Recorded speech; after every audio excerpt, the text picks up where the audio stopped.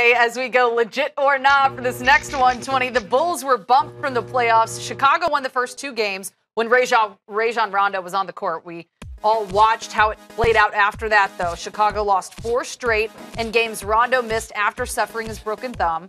Legit or not on this, Doyle, the Bulls' hopes were dashed in the series against the Celtics once they lost Rondo. Totally legit.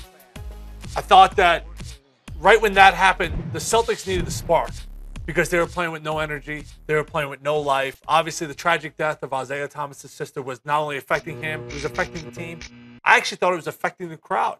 The crowd wasn't involved in Boston the first 2 games. They were playing with no energy, no swag, and they were looking towards their leader who was going through an incredibly tough time. I can't believe he was out on the floor. But right when Rondo got hurt, I think that was the moment. And talking to officials inside of the Celtics organization, that was the moment they needed. They just needed the spark to maybe 180 this series.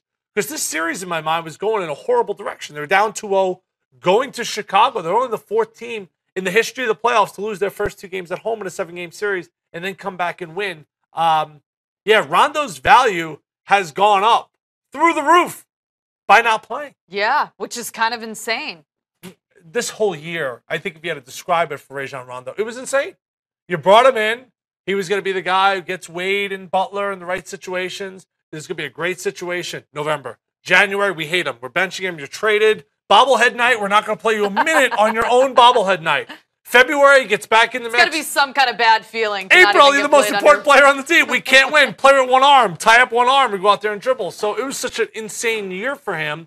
But I think at the end of the day, he's sitting there like, guys can't win without me. And they couldn't. Well, and tonight was just a beatdown in Chicago. It was embarrassing. I think Jimmy Butler's a little banged up. Obviously, we don't know that for sure, but that may come out down the line. And, they were overmatched. And once Boston would struggle from 3 in this series, bang down 16 of 39, once they started making shots, I think the outcome was inevitable. But I think you said it best, Laura. This game was never even